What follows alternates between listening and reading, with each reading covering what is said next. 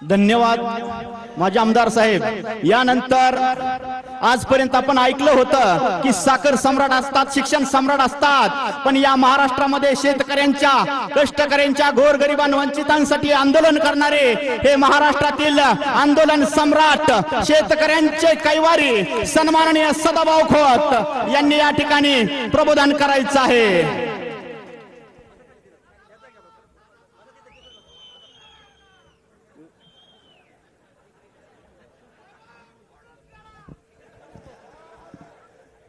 या व्यासपीठावरती उपस्थित असलेले माझे सहकारी बहुजन समाजाचे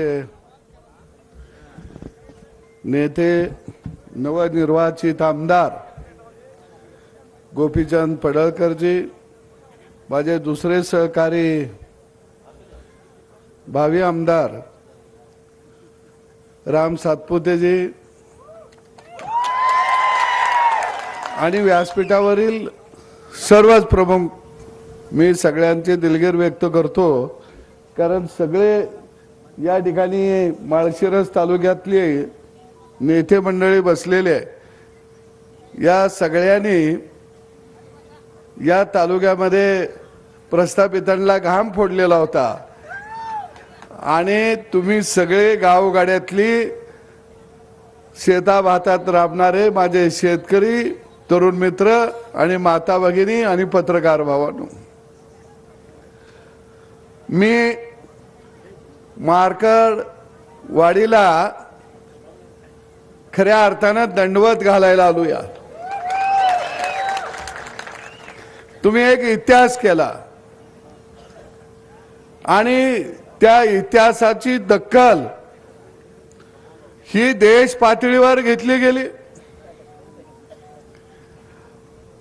आपण शेताभातात राबणारी माणसं,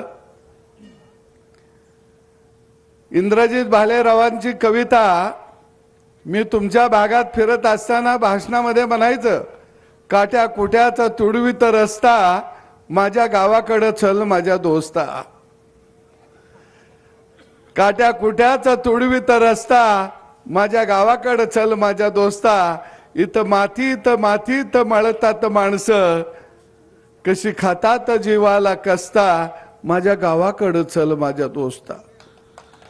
ही कविता आपण म्हणायचं इंडियातल्या पोरानं गावाकडे यावं, गावातली माणसं कशी उन्हा तानामध्ये राबतात बघावं, ते कशी हाला अपेष्टामध्ये जगतात ते बघावं, त्यांचं खळं कसं लुटलं जातं या आणि त्याच्या हातात एंडो सल्फानचा डबा येतो या, ते न बघायला यावं। खळं कोण लुटतं या त्याला कळावं म्हणून गावाला यावं। पण मार्कडवाडी गाव भाग्यवान आहे, खळं लुटणारा गावात आला। केवढं भाग्यवान पडळकर साहेब।